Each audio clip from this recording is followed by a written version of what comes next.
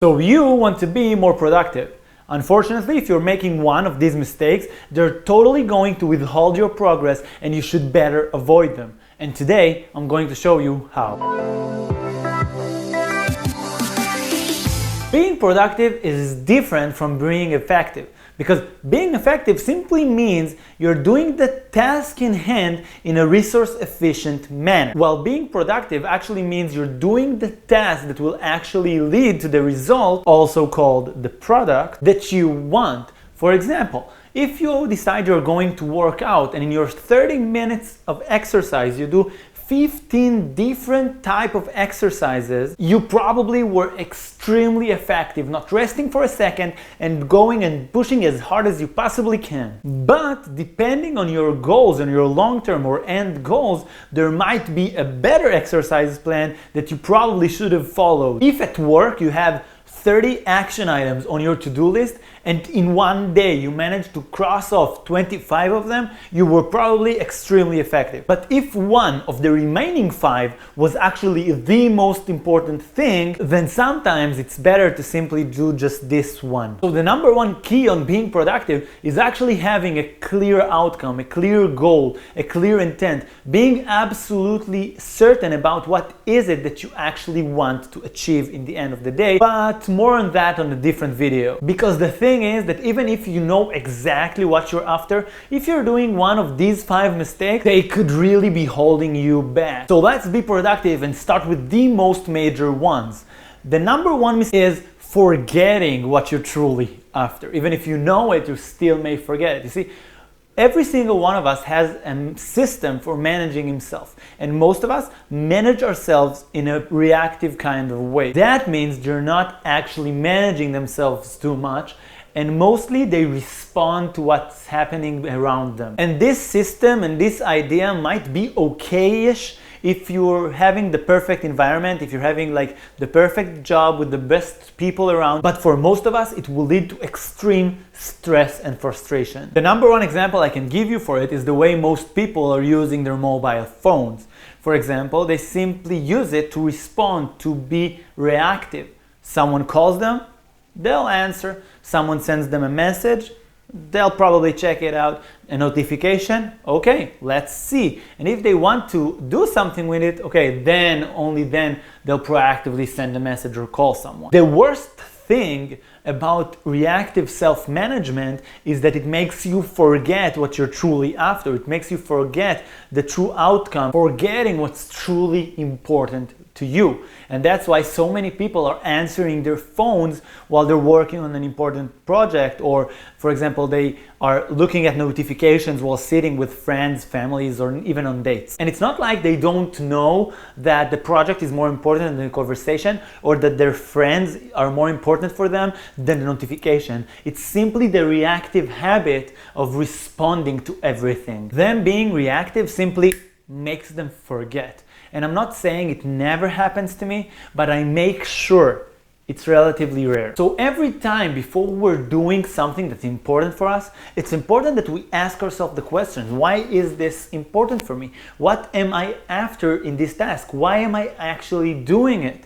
So we can make sure that we're staying on goal, we know what we want to get, and we're not letting other stuff distract us. A great example I unfortunately see a lot around me is parents calling their kids or kids calling their parents with a smile on their face, and by the time they finish the conversation, they're pissed, they're annoyed, they feel bad. And again, it's not like they did not know that the reason they actually called is because they wanted to connect with the people they care the most. Of course they know that's the reason they called. It's because something in the conversation have actually triggered the reactive response. All of a sudden they forget why they called, and being right or correcting the other side or educating them becomes more important than the actual reason they called in the first place. And that leads to frustration, and it leads to bad relationships.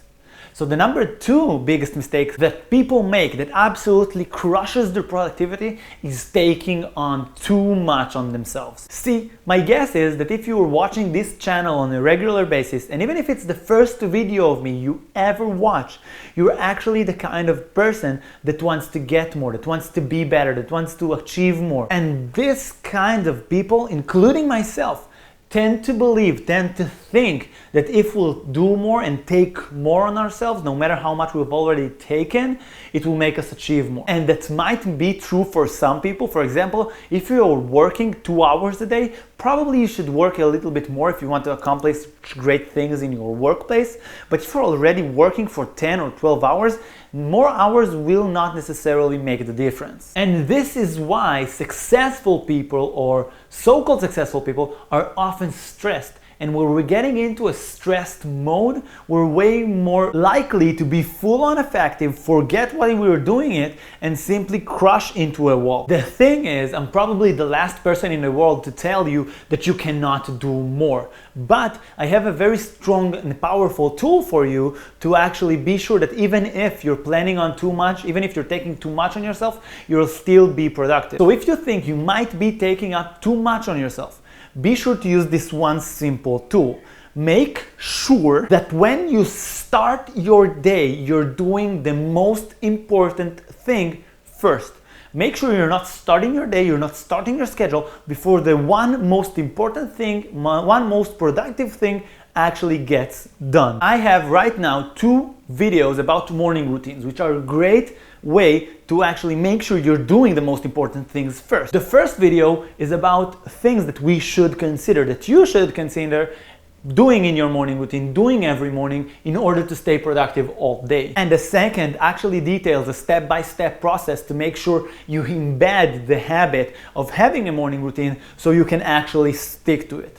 Both videos will be listed and linked in the description. Take number 3 is making false promises to yourself. And that's a really nasty and sneaky mistake, but it's relatively easy to fix once you identify it. Like, tomorrow I'm going to wake up at 5 o'clock in the morning. But then, oh shit, where's the snooze button? Or like, I'm never going to eat chocolate again. Then Snickers are more peanut butter and less chocolate, right? And don't get me wrong, I'm all in for creating healthy and productive habits. This is third of what this channel is all about.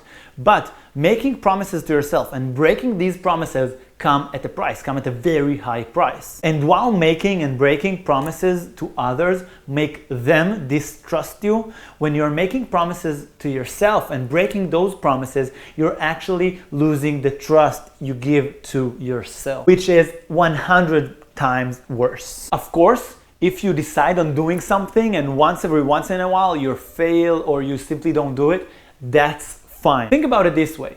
If someone you knew kept 99% of the promises to you, you would probably still trust them. The problem is this escalates very quickly, because if you lower this rate, this 99% rate, by even not so much, this person becomes untrustworthy. The first and easiest fix is actually to stop promising to yourself stuff that you know you're not going to do. If you want to promise something for yourself, but you know you're not going to do it, don't promise. Simply say, no, I'm not going to do it.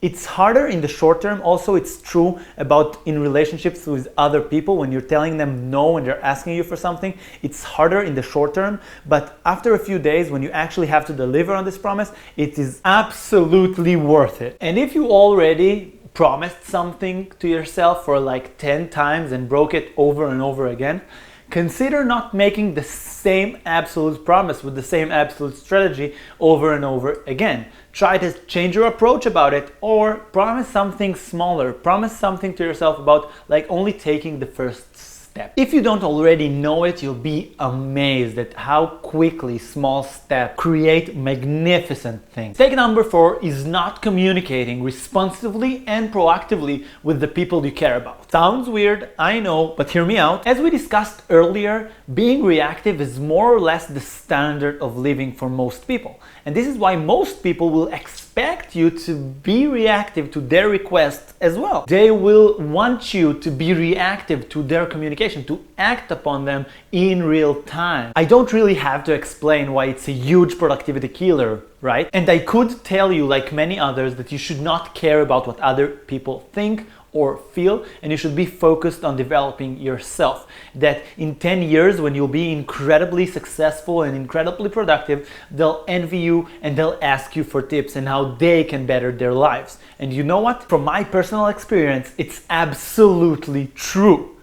But it's not so easy to not care about people, and especially the people you care the most about, especially if you're a nice person. I think that the definition of being a nice person and having people you care about is actually caring about how other people feel, and that you don't want to make others feel bad. Anyway, if you proactively communicate in advance that, for example, in certain periods of the day you will not be able to answer the phone, you'll be away from it, or that you don't always immediately answer messages or something like that, and that you will go back to them, or if someone makes a request for you and you're saying yes, you'll be clear, you'll make a clear conversation about expectations and what you are willing to do for them and what not.